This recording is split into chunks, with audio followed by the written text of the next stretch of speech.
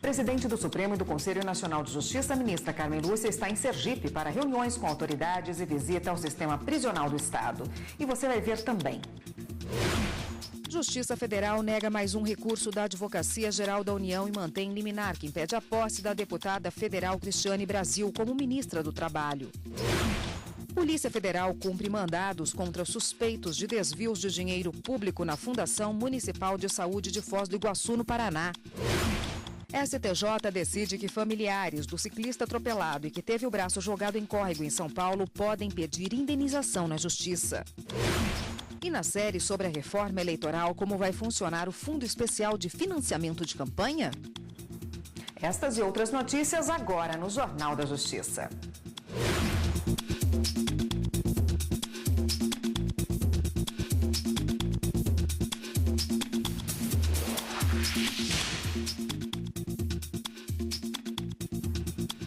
Olá, boa tarde para você.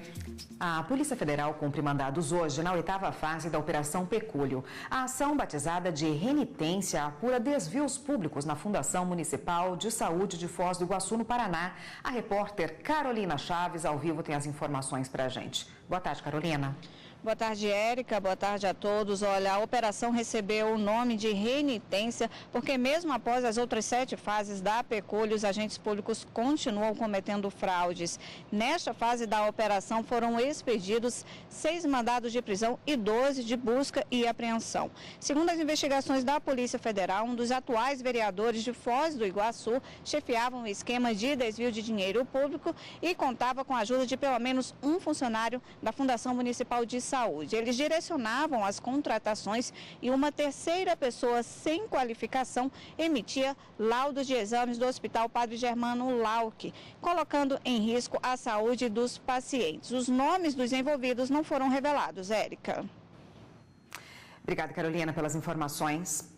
O juiz federal Vladimir Vitovski negou mais um recurso da Advocacia Geral da União para derrubar a liminar que impede a posse da deputada federal Cristiane Brasil como ministra do Trabalho. A AGU questionava a competência da 4ª Vara da Justiça Federal para julgar o caso.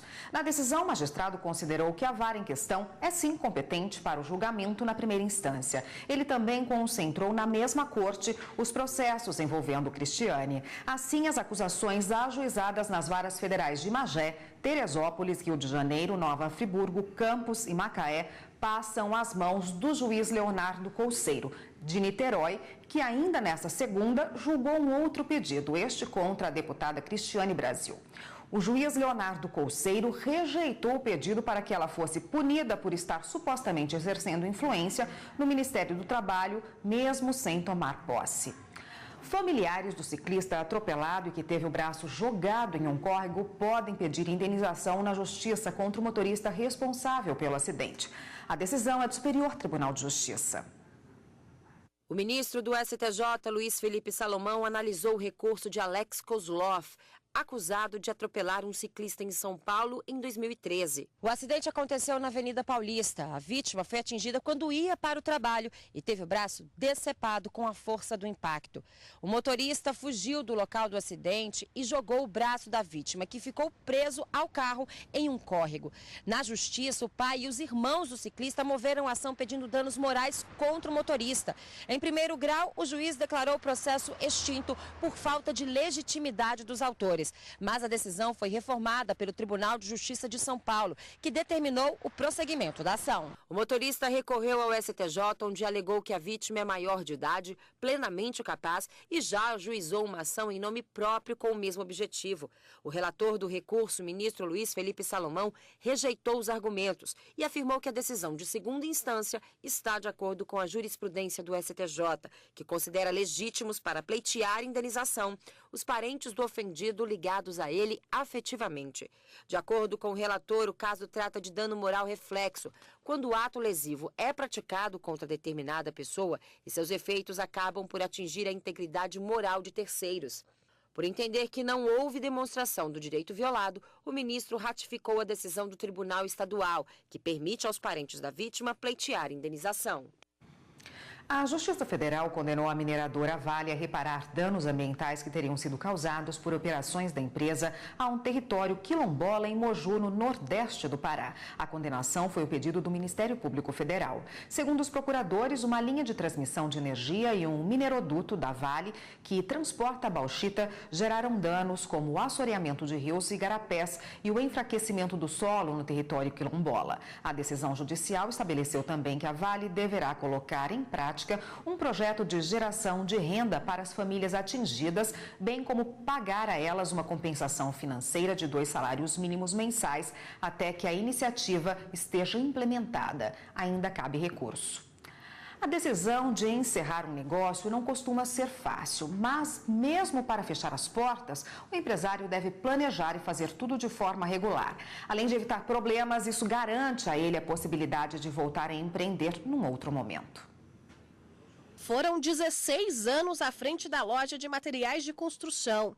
E, de repente, a clientela foi caindo, até que André decidiu fechar as portas definitivamente. Demitiu funcionários e quitou os débitos com os fornecedores. É um processo difícil porque a gente gosta do que a gente faz. Tá? Hoje nós temos aí a parte de benefícios fiscais que só é para os grandes, os pequenos não têm. E com isso os grandes matam os pequenos. Né? Eu, com uma empresa de pequeno porte, não consegui trabalhar isso aí de uma forma que fosse viável, né, para o meu negócio. Então, meu negócio, em vez de estar dando lucro, estava botando dinheiro. André optou por dar baixa na empresa. Desfez a sociedade, procurou a junta comercial e a Receita Federal para encerrar as atividades. Seguiu todos os trâmites regulares para o fechamento do negócio. Quando o empresário opta pelo fechamento regular, ele garante a possibilidade de investir em novos empreendimentos futuramente, com o aval do governo. Agora, quando ele escolhe pelo fechamento irregular, os sócios sofrem sanções. A forma regular vai impor o pagamento de todos os seus credores, trabalhistas, fornecedores, o próprio Estado, né? E, além disso, fazer uma dissolução entre os sócios, uma liquidação da sociedade e dividir o patrimônio da empresa entre os sócios. Depois disso, o empresário precisa comunicar a dissolução societária na junta comercial e também na Secretaria de Fazenda do Estado ou do Distrito Federal e ainda na Receita Federal. Sem isso, ele não pode fechar as portas, porque se assim fizer, ele estará fazendo de uma forma irregular e poderá, dependendo do caso, submeter os próprios bens do empresário ou dos sócios para cobrir as dívidas que são da empresa. Há também a previsão de falência, quando o patrimônio da empresa é menor que as dívidas acumuladas.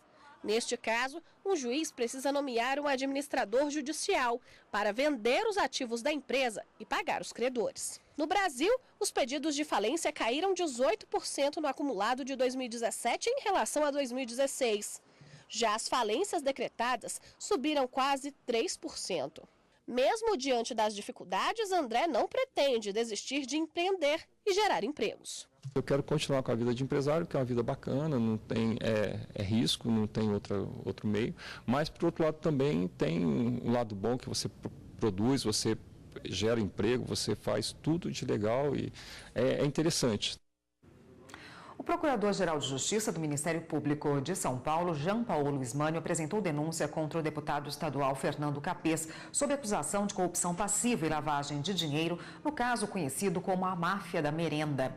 O caso começou a ser investigado há 2 anos na Operação Alba Branca, que detectou desvios em contratos da Secretaria de Educação do governo paulista e em prefeituras. Segundo o MP, o dinheiro desviado teria pago despesas de campanha. Por meio de nota, a assessoria de Fernando Capês disse que a denúncia pretende aplicar responsabilidade objetiva em fatos supostamente praticados por terceiros e que essa vai ser uma oportunidade para demonstrar a inocência dele. E você vai ver no próximo bloco do Jornal da Justiça. Os cuidados na hora de fazer compras pela internet. Voltamos em instantes.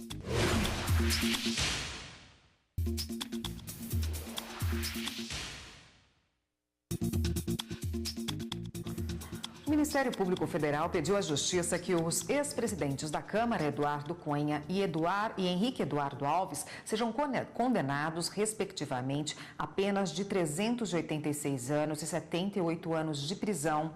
Vamos voltar a falar com a repórter Carolina Chaves, que tem as informações. Boa tarde, Carolina. Boa tarde, Érica. Olha, o pedido foi feito durante as alegações finais da ação penal derivada da Operação Sepsis, que investiga o desvio no Fundo de Investimentos do FGTS. Cunha é acusado pelos crimes de corrupção ativa, passiva, lavagem de dinheiro e prevaricação. Henrique Alves é acusado pelo crime de corrupção passiva e também por lavagem de dinheiro. Além dos dois ex-parlamentares que já estão presos, também são réus no processo o ex-vice-presidente da Caixa, Fábio Cleto, também o corretor Lúcio Funaro e Alexandre Margotto. Portanto, os procuradores sugerem o cumprimento das penas estipuladas nas negociações. As alegações finais são a última etapa do processo antes da sentença. E o caso tramita na 10ª Vara Federal de Brasília, que está sob a responsabilidade do juiz Valisney de Souza Oliveira. Érica. Obrigada, Carolina. Quem faz compras pela internet deve ter atenção redobrada para não cair em golpes. A cada 16 segundos, uma tentativa de fraude é registrada no país. O Ministério Público Federal alerta para a necessidade de mais investimentos no combate aos crimes cibernéticos. A cada 16 segundos, uma tentativa de fraude é aplicada no país. Só de janeiro a maio, o Brasil registrou mais de 780 mil tentativas de golpes, segundo o levantamento da Serasa. Quem caiu em uma fraude foi essa consumidora. Ela comprou uma passagem aérea em um site com várias promoções. Chegou a ir no guichê da empresa aérea, que confirmou a compra dos bilhetes. Mas no dia do embarque, descobriu ter caído em um golpe. Por medo de represália, nossa entrevistada prefere não aparecer. Ela participa de um grupo no WhatsApp de pessoas que também caíram no golpe. São mais de 20 consumidores. Todos relatam como foram enganados. Tem cliente que diz ter perdido R$ 2.600. Outra reclama que o calote lhe custou R$ 5.000. O esquema funciona assim. Os supostos vendedores dizem que compram milhas perto do vencimento a preços baixíssimos. Por isso, oferecem os melhores descontos do mercado. O cliente faz o depósito. O localizador da passagem é confirmado pela empresa aérea. No dia do embarque, o passageiro é comunicado que as passagens foram canceladas porque o pagamento foi suspenso pela operadora do cartão. Ou seja, os golpistas já embolsaram o dinheiro.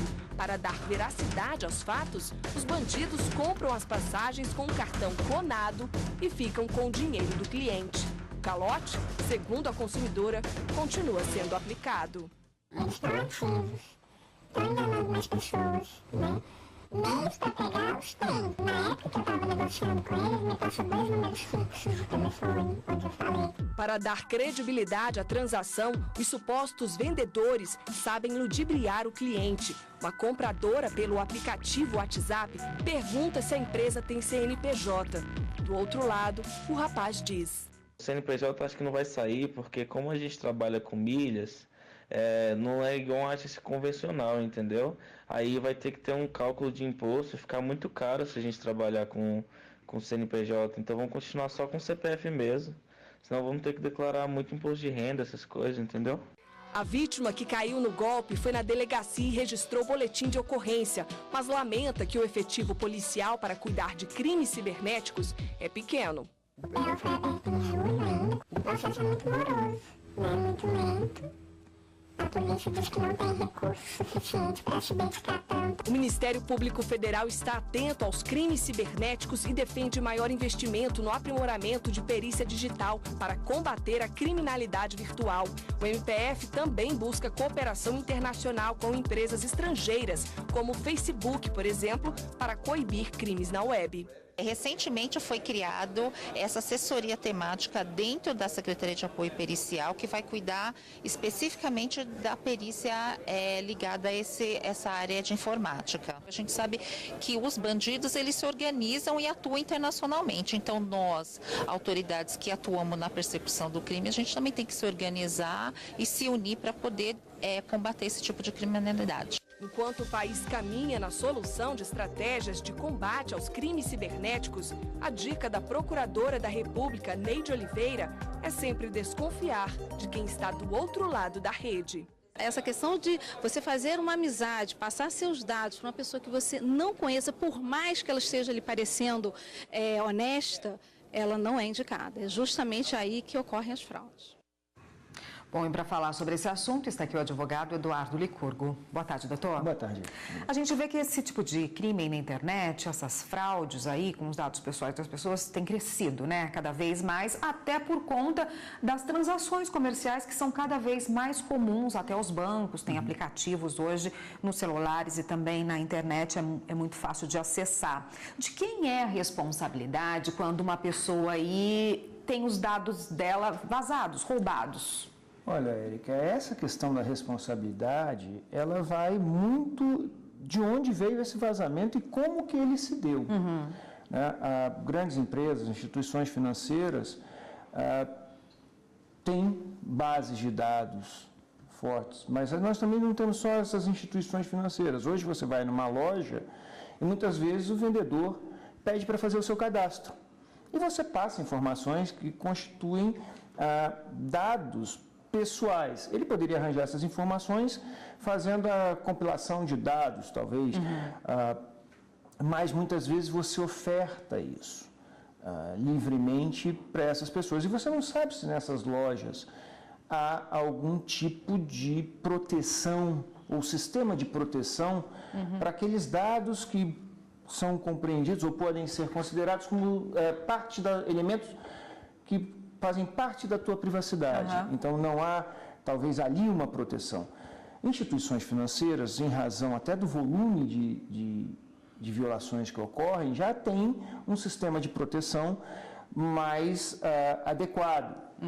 Mas eu digo assim, se hackers conseguem invadir os computadores do Pentágono, então não há sistema inviolável, 100% inviolável.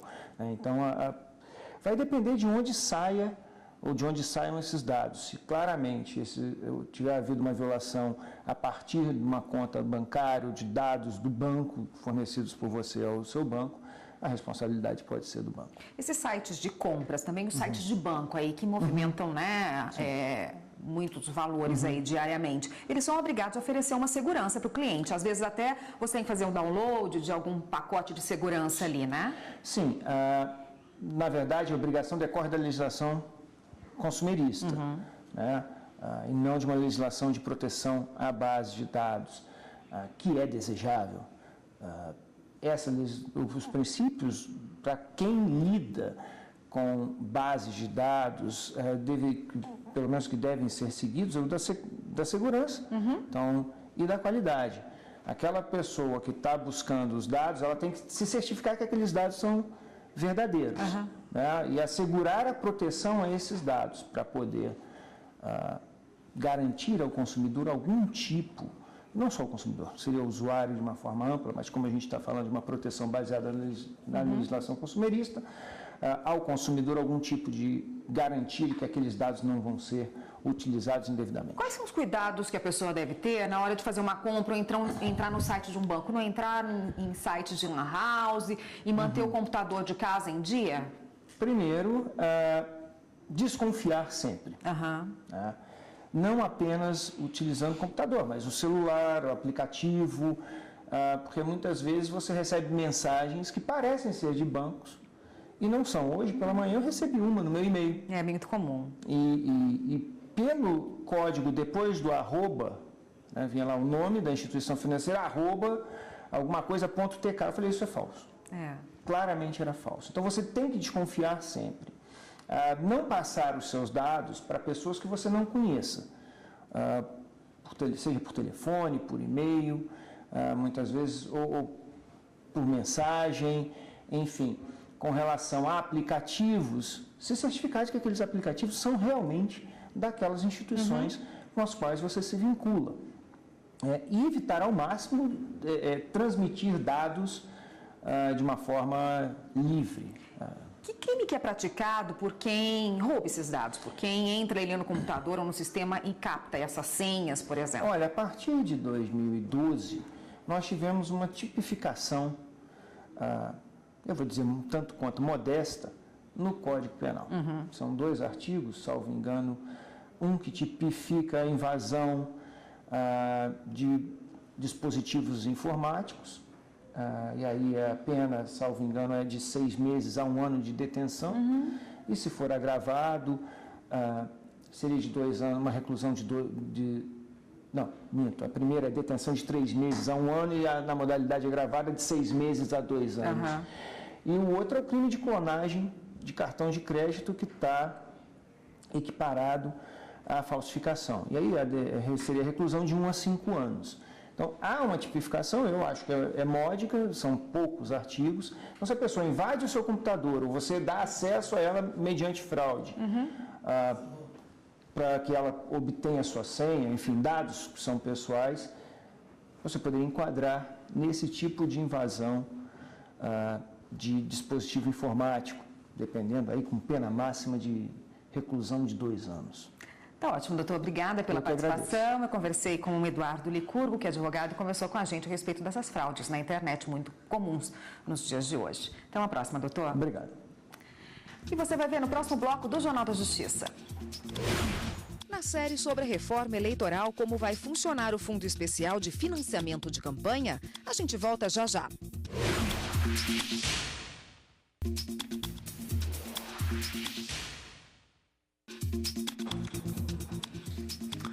Uma vendedora de uma loja em Gravataí, no Rio Grande do Sul, foi demitida por justa causa após gritar com o chefe em frente aos clientes por não ter recebido o pagamento das férias proporcionais. Ela entrou na justiça e o caso foi parar no TST. O Tribunal Regional do Trabalho do Rio Grande do Sul havia aceitado o pedido da trabalhadora e determinado que a empresa pagasse as férias proporcionais. A decisão teve como base a Convenção 132 da Organização Internacional do Trabalho. De acordo com o artigo 4º, toda pessoa que tenha completado, no curso de 1 ano determinado, um período de serviço de duração inferior ao período necessário à obtenção de direito à totalidade das férias prescritas, terá direito, nesse ano, a férias de duração proporcionalmente reduzidas. A empresa entrou com recurso e trouxe o caso para o Tribunal Superior do Trabalho. O argumento foi que a decisão do TRT do Rio Grande do Sul contrariou a súmula 171 do TST, que desobriga o pagamento de férias proporcionais em caso de dispensa por justa causa. O recurso foi aceito pela relatora do caso na segunda turma, ministra Maria Helena Malman. Ela explicou que a Convenção 132 da OIT, ao tratar das férias anuais remuneradas, não dispõe sobre a forma de dispensa. O voto foi acompanhado por unanimidade. Com isso, a sentença foi restabelecida. Dessa forma, a vendedora não conseguiu a reversão da dispensa por justa causa e não receberá o valor das férias proporcionais. O ex-presidente da Petrobras e do Banco do Brasil, Aldemir Bendini, presta depoimento hoje ao juiz Sérgio Moro em Curitiba, como parte das investigações da Lava Jato. Ele está preso desde julho do ano passado, acusado de receber 3 milhões de reais em propina da Odebrecht para facilitar contratos entre empreiteira e estatal. Em delação feita pelo empresário Marcelo Odebrecht, ele foi citado como um dos beneficiários de pagamentos de vantagens indevidas. No primeiro interrogatório, Bendini permaneceu em silêncio. Ele é o único ex-presidente da Petrobras que virou alvo de processo na Operação Lava Jato. Uma das maiores mudanças da reforma eleitoral aprovada em outubro de 2017 foi a criação de um fundo especial de financiamento de campanha. Confira agora a novidade que vai valer para as eleições gerais deste ano. O Fundo Especial de Financiamento de Campanha vai ser constituído por dotações orçamentárias da União em ano eleitoral. Deve ter valor ao menos equivalente ao que for definido pelo Tribunal Superior Eleitoral a cada eleição. Os recursos do fundo devem ser depositados pelo Tesouro Nacional em uma conta do Banco do Brasil, que vai ficar à disposição do TSE. O tribunal vai ser responsável por distribuir a verba aos partidos. No primeiro turno, o fundo vai ser distribuído da seguinte maneira: 2% divididos igualmente entre todos os partidos registrados no TSE. 35% vão para as legendas com ao menos um integrante na Câmara dos Deputados. Essa parte deve ser distribuída na proporção dos votos obtidos pela agremiação na última eleição para a Câmara. 48% divididos proporcionalmente ao número de deputados federais do partido e 15% proporcionalmente ao número de senadores da legenda. Na reportagem de amanhã, você vai saber quais são os tetos de gastos nas campanhas eleitorais estabelecidos na reforma aprovada em outubro de 2017. A presidente do Supremo Tribunal Federal, ministra Carmen Lúcia, está em Sergipe para avaliar o sistema prisional do Estado. O repórter Guilherme Menezes acompanha e tem as informações.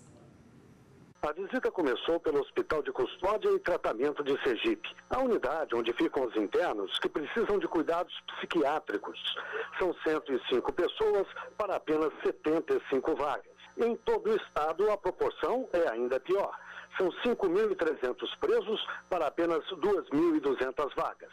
O déficit, portanto, é de mais de 3.000. E o número de presos provisórios é o que mais preocupa. Eles são 65% do total. A ministra Carmen Lúcia disse que esse é um problema que exige solução urgente. Neste momento, a ministra está reunida com juízes e desembargadores do Estado para traçar a estratégia de combate à superlotação e à situação dos presos provisórios. Uma das medidas adotadas deverá ser a realização de mutirões com a participação de tribunais, do Ministério Público, da Defensoria Pública e da OAB. Outras informações e as imagens da visita da ministra Carmen Lúcia a Sergipe você vai ver no Jornal da Justiça, segunda edição, às 6h30 da noite. E durante a visita, a ministra Carmen Lúcia falou sobre a gravidade do elevado número de presos provisórios no estado. Há muitos problemas, Sergipe tem uma dificuldade que nós vamos ver como enfrentar, que é um número altíssimo de presos provisórios e, portanto, precisando de tomar alguma providência no sentido de determinar o julgamento. Mesmo aqui, que é um presídio feminino, nós temos um número muito mais elevado que a média nacional e do que é internacionalmente tido como razoável para se manter. Quer dizer, então agora nós vamos sair daqui para o Tribunal de Justiça para avaliar providências. A maior gravidade de Sergipe é exatamente o número de provisórios. Pode ser feito mutirões, por exemplo? Por exemplo, esforços concentrados agora no sentido de julgar, de saber por que não está sendo julgado, houve uma diminuição que ainda está longe do que é suficiente, o Tribunal de Justiça está empenhado exatamente em dar cobra a essa providência que precisa de ser adotada. Esta edição do Jornal da Justiça termina aqui. Uma boa tarde para você, a gente se vê novamente amanhã. Até lá.